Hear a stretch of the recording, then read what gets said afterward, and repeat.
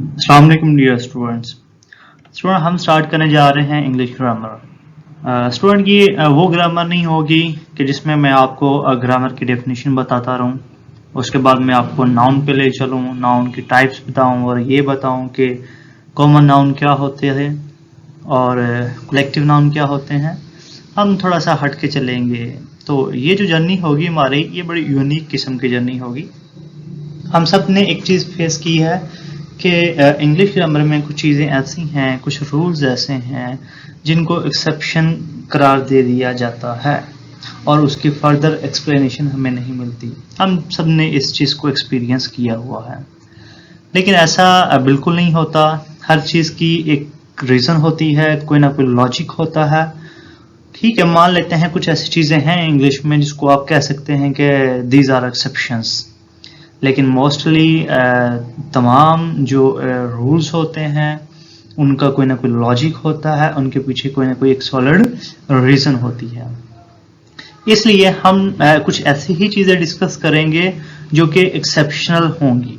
ठीक है, तो आज सबसे पहले हम यही काम करेंगे और अपना काम स्टार्ट करेंगे यूज़ ऑफ येट के साथ एंड स्टिल के साथ। अक्सर कह दिया जाता है कि येट हमेशा सेंटेंस के आखिर में आता है, सेंटेंस के लास्ट में आता है। तो क्या ऐसा ही है? क्या इस बात को मान लेना चाहिए कि जो येट है वो सेंटेंस के लास्ट पे आता है? तो मेरा ख्याल ऐसा नहीं है बिल्कुल भी। ठीक है, हम देखेंगे वो ऐसे कौन से एक्सेप्शनल रूल्स हैं जिनमें हम देखते हैं कि येट लास्ट से हट के भी सेंटेंस के दरमियान में भी आ सकता है, लेकिन वहां पे डिपेंड करेगा सेंटेंस का स्ट्रक्चर क्या है, सेंटेंस का पर्पस क्या है। ये चीजें मैटर करेंगी और यही चीजें बताएंगी और डिफाइन करेंगी यूज ऑफ येट को। तो सबसे पहले हमें आइडिया होना चाहिए कि पार्ट ऑफ स्पीच में, as far as part of speech is concern, उसमें येट क्या है।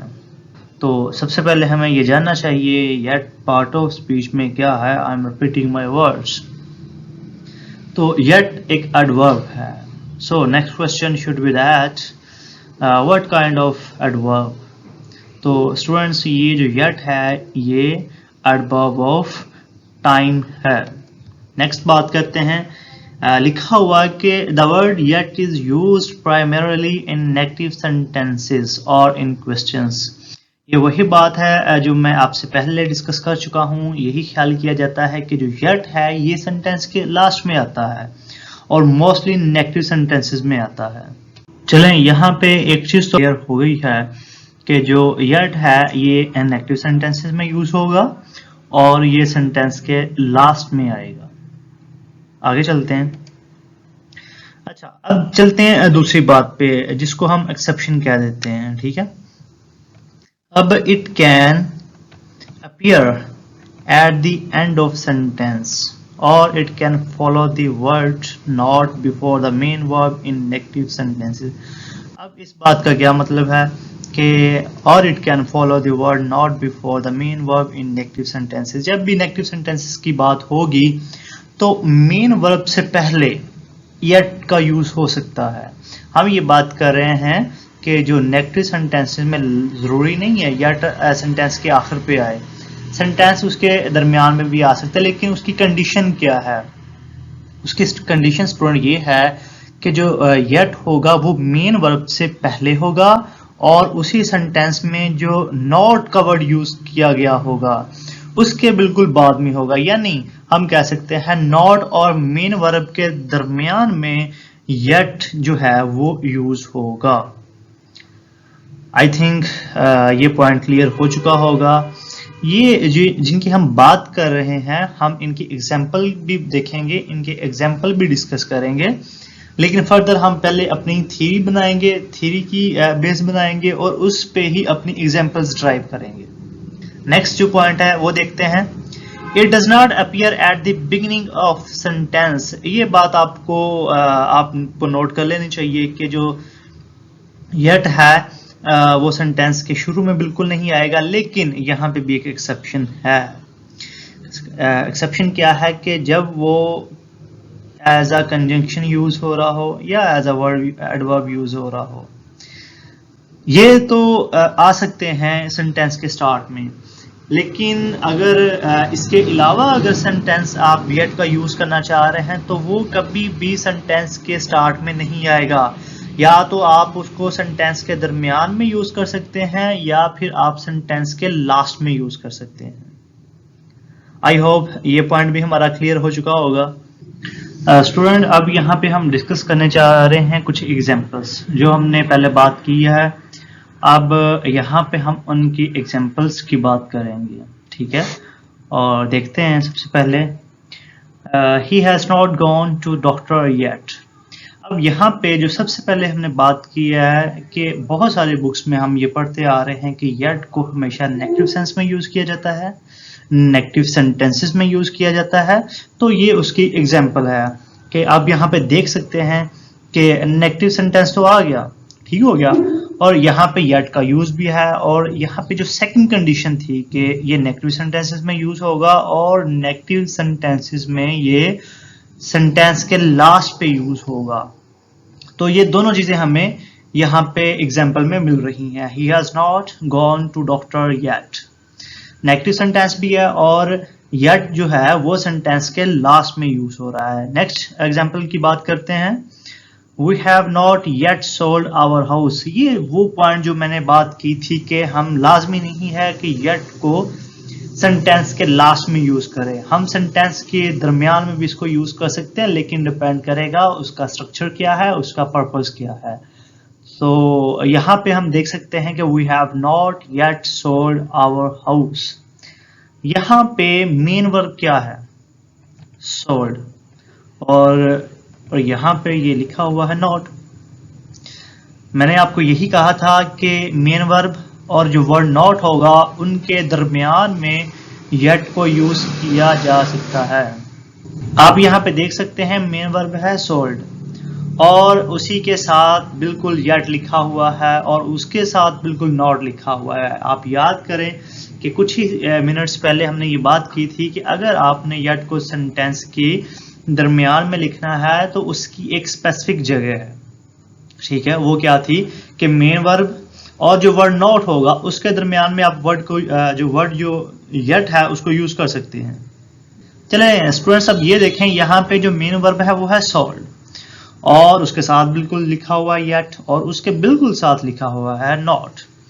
तो आप बात को याद करें जो हमने कुछ मिनट्स पहले की है कि जो येट है वो सेंटेंस के उसके दरमियान भी आ सकता है, लेकिन उसका एक स्पेसिफिक कंडीशन है। वो कंडीशन की हम बात कर रहे हैं कि मेन वर्ब से पहले और नॉट के बाद, यानी इन दोनों के दरमियान जो है येट का वर्ड यूज किया जा सकता है। सो आप देख सकते हैं यहाँ पे हमारा सेंटेंस स्ट्रक्चर भी बिल्कुल ठीक है और सेंस भी कंप्लीट हो रही है, ठीक है। We have not yet sold our house. Next चलते हैं, have you finish your homework yet. तो यहाँ पे बात आ चुकी है कि सेंटेंस के लास्ट में आप यूज कर सकते हैं, ठीक है, लेकिन ये नेगेटिव सेंटेंसेस नहीं है। लेकिन आप ये देखें कि अभी भी येट का यूज हो रहा है, तो आप सेंटेंस का स्ट्रक्चर भी देखेंगे, उसका पर्पस भी देखेंगे और उसकी सेंस भी देखेंगे, क्या वो कंप्लीट सेंस दे रहा है। तो देखें इन तीन एग्जांपल्स की बुनियाद पे हम कह सकते हैं कि जरूरी नहीं है कि येट हमेशा नेगेटिव सेंटेंसेस में आए और उस हर सेंटेंस के लास्ट पे आए। स्टूडेंट यहाँ पे देखें एक बहुत प्यारा रूल आ रहा है, however yet can also be used after auxiliary verbs। यहाँ पे जो चीज नोट करने वाली है स्टूडेंट्स, देखें yet को यूज किया जा सकता है कब, after auxiliary verbs. Auxiliary verb कौन सी हैं, जितने भी हेल्पिंग वर्ब हैं, यानी बी वाली फॉर्म, इज, एम, और, इन सब के बाद yet को यूज किया जा सकता है। ये हो गया एक रूल। अब सेकंड रूल की तरफ जाते हैं, बिफोर, पहले, the main verbs, main verb से पहले भी यूज किया जा सकता है, लेकिन इसकी कंडीशन क्या है, इसकी कंडीशन ये है कि it can be used in positive sentences. तो स्टूडेंट यहां से हमारे पास दो और रूल सामने आए हैं, वो ये हैं कि येट को ऑक्सिलरी वर्ब के बाद में यूज किया जा सकता है और मेन वर्ब से पहले यूज किया जा सकता है, लेकिन कंडीशन क्या है कि पॉजिटिव सेंटेंसेस हों और वो फ्यूचर पॉसिबिलिटी की बात कर रहे हों। ठीक हो गया स्टूडेंट्स। अब यहाँ पे हम एग्जाम्पल की बात कर रहे हैं, I have yet to decide whether I am living. अब यहाँ पे देख सकते हैं येट क्या है, दरमियान में यूज हो रहा है यहाँ पे, और पॉजिटिव सेंटेंसेस में यूज हो रहा है, और यहाँ पे ये फ्यूचर पॉसिबिलिटी की बात की जा रही है। तो मैं बार बार आपको ये बताता जाऊंगा साथ साथ कि येट लास्ट में नहीं है सेंटेंस के लास्ट पे आए, ये सेंटेंस के दरमियान में भी आ सकता है। नेक्स्ट एग्जांपल की बात करते हैं। दे मे येट फाइल फॉर बैंक्रप्सी। ठीक है, यहाँ पे आप देख सकते हैं कि येट अभी भी सेंटेंस के दरमियान में है। आगे चलते हैं। This could yet improve in the region. ये आपके सामने है येट के यूजेस। यहाँ पे जरूरी नहीं है ये येट जो है लास्ट पे आए सेंटेंस के, यहाँ पे ये दरमियान में है, मेन वर्ब से पहले हैं, ठीक है, और अपनी पूरी सेंस कंप्लीट कर रहे हैं। ये नहीं है कि इसमें कोई एम्बिग्विटी है, स्ट्रक्चर कंप्लीट है, पर्पस कंप्लीट है। So then we can say that yet can be used in mid of sentences. Next देखें, we might yet be able to strike a deal with them. Student, अब हम बात करने जा रहे हैं यूज ऑफ स्टिल की। तो यहाँ पे भी सबसे पहले आपको पता होना चाहिए कि स्टिल क्या है पार्ट ऑफ स्पीच में। जो स्टिल है ये एडवर्ब ऑफ टाइम है, ठीक है, ये एक चीज क्लियर होगी हमारी। अब नेक्स्ट चलते हैं। सबसे पहला point, still is used in describe something that is continuously happening, यानी स्टिल वहां पे यूज होगा जहां पे कोई ना कोई काम जो प्रोसेस जो है वो चल रहा होगा, वो कंटिन्यू होगा। ठीक है, आप किसी काम की बात कर रहे हैं या किसी प्रोसेस की बात कर रहे हैं, तो ये जो प्रोसेस होगा ये कंटिन्यूटी को शो करवाएगा। ठीक है, तो इस तरह की सेंस में जहां पे कोई प्रोसेस कंटिन्यू हो या चल रहा हो, तो वहां पे आप स्टिल को यूज कर सकते हैं। आगे चलते हैं। अब उसको कैसे यूज किया जाएगा, उसकी जो क्वेश्चनिंग वाली सेंस होगी उसको किस तरह से कंप्लीट करेंगे, पॉजिटिव सेंस जो होगी उसको किस तरह से कंप्लीट करेंगे, एंड फर्दर जो आगे इसका यूज होगा वो वन बाय वन करके हम डिस्कस करते जाएंगे। तो नेक्स्ट पॉइंट पे चलते हैं। Still comes before the main verb of sentences in questions। जब भी क्वेश्चंस वाले सेंटेंस की बात होगी तो जो स्टिल है वो मेन वर्ब से पहले आएगा स्टूडेंट्स। ये एक पॉइंट हो गया हमारा, ठीक है। अब आगे चलते हैं। It uses before not in negative sentences. जब नेगेटिव सेंटेंसेस की बात होगी तो ये नॉट से पहले यूज होगा। And after auxiliary verbs in positive sentences about the future. जब कभी भी फ्यूचर की बात हो रही होगी पॉजिटिव सेंस में, तो जो स्टिल होगा ये ऑक्सिलरी वर्ब के बाद में आएगा। तो यहाँ पे तीन चीजें हम डिस्कस कर चुके हुए हैं, मैं रिपीट कर रहा हूं। सबसे पहली बात है कि क्वेश्चनिंग वाली सेंटेंसेस में स्टिल का जो यूज होगा वो कैसे होगा, वो मेन वर्ब से पहले स्टिल आ जाएगा। सेकेंडली यह है कि नेगेटिव सेंटेंसेस में नॉट से पहले स्टिल यूज होगा।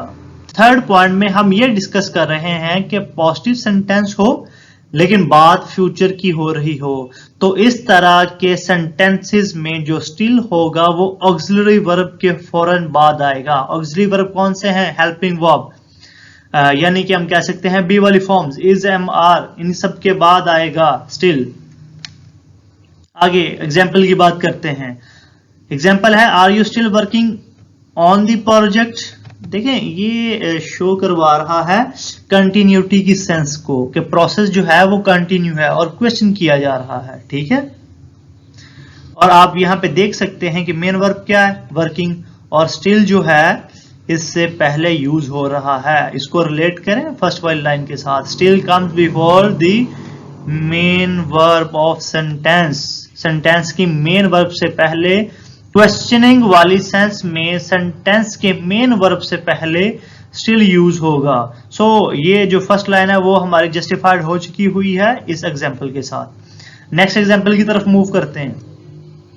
ही is still not sure about how to proceed. अब हमने बात की थी कि नेगेटिव सेंटेंसेस में जो स्टिल है नॉट से पहले आएगा। Here you can see that still is being used before not. ठीक है, स्टिल यहां से नॉट से पहले यूज हो रहा है। सो जो सेकंड वाला पॉइंट है हमारा वो भी जस्टिफाई हो चुका है। आगे चलते हैं। I am still thinking about moving to Europe. यहाँ पे देखें जो ऑक्सिलरी वर्ब है वो एम है, यानी ये बी वाली फॉर्म है, इज एम आर। हमने बात की थी कि पॉजिटिव सेंटेंसेस में जब फ्यूचर की बात हो रही होगी तो ऑक्सिलरी वर्ब के बाद स्टिल यूज होगा। So here you can see that still जो है वो ऑक्सिलरी वर्ब के फौरन बाद आ रहा है। ठीक है स्टूडेंट्स।